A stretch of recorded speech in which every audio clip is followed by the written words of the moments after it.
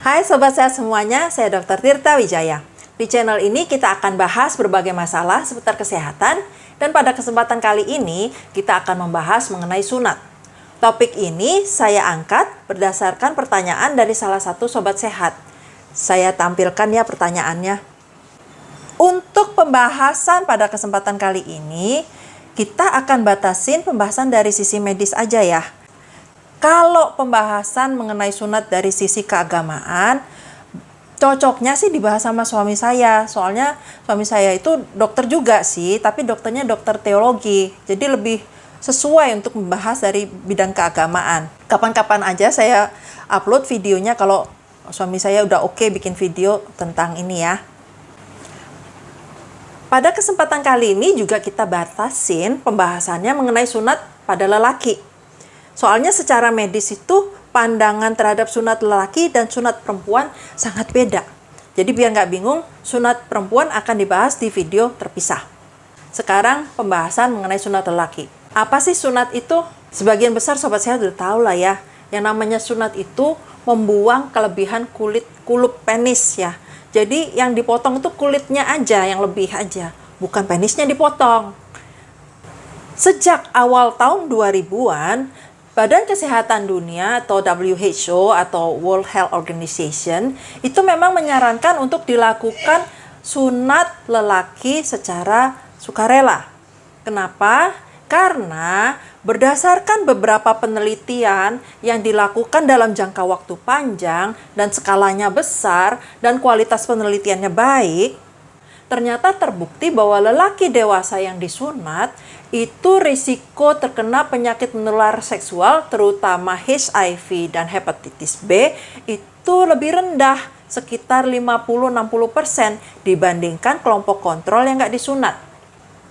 Dan setelah 10 tahun dikeluarkannya rekomendasi itu, WHO meninjau ulang dan ternyata memang rekomendasi itu masih valid. Jadi setelah sekian lama memang terbukti bahwa lelaki dewasa yang disunat itu memang resiko untuk terkena HIV dan hepatitis B dan penyakit menular seksual lainnya itu lebih rendah. Jadi tetap disarankan untuk dilakukan. Kenapa bisa seperti itu? Karena pada sunat dilakukan pembuangan sebagian kulit yang rentan terkena infeksi, yang rentan terkena radang. Jadi misalnya tuh seolah-olah Sobat Sehat bayangkan ya lagi hujan gerimis gitu. Nah kalau Sobat Sehat bentangkan kain 1 meter di bawah hujan sama kain setengah meter di bawah hujan, mana yang lebih banyak kena air hujan kainnya? Ya tentu yang lebar kan, karena kain yang lebih luas itu lebih banyak permukaannya yang terpapar air dibandingkan kain yang nggak selebar itu.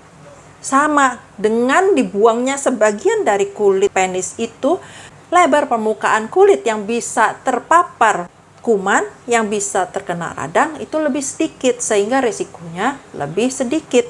Apakah lelaki berusia 30 tahun bisa disunat? Oh ya sangat bisa sekali. Bahkan sebenarnya menurut WHO yang disarankan untuk melakukan sunat itu adalah lelaki dewasa yang sebelum aktif secara seksual. Jadi dalam rekomendasi itu yang disarankan adalah usia 15 tahun ke atas. Sunat tidak disarankan pada lelaki yang usianya di bawah 15 tahun. Apalagi pada anak-anak atau bayi. Karena risikonya lebih tinggi. Risiko komplikasi. Kalau misalnya remaja yang usianya di bawah 15 tahun mau disunat, boleh. Tapi dengan konsen dari orang tua. Karena biar gimana pun sunat itu adalah sifatnya permanen ya. Nggak bisa setelah disunat nanti disambungin lagi kulitnya. Jadi ini keputusan yang sifatnya jangka panjang. Dan sebaiknya dilakukan oleh orang yang bersangkutan setelah mencapai usia matang untuk mengambil keputusan atas dirinya sendiri. Kompeten untuk memberikan konsen. Jadi untuk umur 33, 40 silakan. Memang itu disarankan kok. Tapi satu yang perlu diingat, bahwa manfaat dari sunat untuk menurunkan risiko terjadinya infeksi menular seksual itu nggak berlaku untuk mereka yang sudah terinfeksi. Jadi, untuk orang yang sudah hidup dengan HIV/AIDS atau hidup dengan hepatitis atau hidup dengan pokoknya yang udah terinfeksi gitu ya, sunat nggak akan menyembuhkan. Itu virus tetap ada di dalam. Dan perlu diingat lagi bahwa dalam rekomendasi WHO itu sunat ini adalah sebagai tambahan. Jadi untuk mencegah terjadinya penyakit menular seksual, baik itu HIV, hepatitis B, macam-macam ya, itu tetap pakemnya yang seperti sering saya sampaikan, ABC, abstinence, be faithful, dan kondom. Sunat lelaki adalah tambahan dari ABC ini. Jadi jangan mikirnya gini, oh WHO ada penelitian, oh WHO ada rekomendasi bahwa sunat itu bisa menurunkan resiko HIV. Oh dokter Tirta bilang kalau sunat itu pada lelaki dewasa bagus, bisa menurunkan resiko hepatitis B, HIV, penyakit menular seksual. Terus seenak-enak dia jajan ke sono kemari, nggak pakai kondom, ganti-ganti pasangan. Ya sama aja, tetap bisa kena juga itu. Resikonya menurun memang, tapi karena frekuensinya nambah, ya jadi naik, jadi sama aja. Jadi ingat ya, bahwa sunat ini adalah tambahan untuk menurunkan resiko terjadinya penyakit menular seksual. Kalau orangnya ini nggak pernah jajan, setia sama pasangan, pasangannya juga setia, dan memang nggak ada infeksinya, biarpun nggak disunat, tetap aja nggak ada infeksinya. Mau dapat dari mana dia? Ya kan? Apalagi kalau mereka yang nggak pernah berhubungan seks sama sekali. Nggak disunat pun nggak akan terkena. Jadi ingat ya bahwa sunat ini bukan prosedur mujarab untuk mencegah penyakit menular seksual. Bukan. Ini adalah untuk menurunkan resiko terkena infeksi. Nah, selain bermanfaat untuk orang yang disunat, prosedur ini tentunya juga bermanfaat secara tidak langsung buat pasangan seksnya. Karena kalau lelakinya resiko terkena infeksi menurun, tentunya pasangan seksualnya juga ikut menurun dong. Tetapi sekali lagi, ini nggak berlaku kalau misalnya lelakinya tukang jajan. Turun 50%, naiknya 200%, sama aja bohong. Ya. Lalu metode sunat apa yang disarankan? Sebenarnya sih sama aja, mau metode konvensional, mau metode modern, mau yang digunting, dipotong lalu dijahit, atau yang pakai klem, pakai laser, pakai apalah gitu ya. Sebenarnya sama aja. Tapi memang WHO lebih menyarankan untuk menggunakan metode modern karena risiko terjadinya komplikasi itu lebih rendah dibandingkan dengan metode konvensional.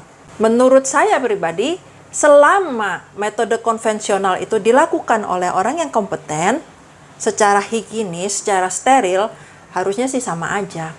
Yang bikin beda itu kalau yang motong, yang jahit adalah orang yang srebor, atau yang motong, yang jahit menggunakan alat yang nggak steril. Nah, itu memang resikonya lebih tinggi. Pada kasus-kasus semacam ini, metode dengan alat itu lebih standar hasilnya karena tinggal jepret, tinggal jeprut gitu ya. Jadi hasilnya lebih, istilahnya kalau kayak kita bikin donat, kalau bikin pakai tangan, itu standar deviasinya itu lebih besar dibandingkan kalau kita bikin pakai cetakan. Gitu aja sih. Jadi lebih disarankan memang pakai alat. Nah, terus berapa lama penyembuhan? Berapa lama penyembuhannya itu mengikuti proses penyembuhan luka pada umumnya. Kalau lukanya terinfeksi, lukanya terkontaminasi, ya tentunya lebih lama dibandingkan luka yang oke-oke aja, yang bersih dan kering. Kalau orangnya status nutrisinya baik, nggak ada kelainan pembekuan darah, nggak ada apa, ya tentu penyembuhan lukanya lebih cepat dibandingkan mereka yang ada komorbid. Jadi jawaban ini sih sangat berpulang pada masing-masing pasien. Yang bisa menjawab dengan lebih tepat adalah dokter yang menangani pasien itu. Tapi secara garis besar, masa penyembuhan, proses penyembuhannya itu sama seperti penyembuhan luka pada umumnya. Untuk ini, Sobat Sehat bisa lihat di video saya yang lain tentang wound healing atau penyembuhan luka. Jadi sekian pembahasan saya mengenai sunat pada lelaki.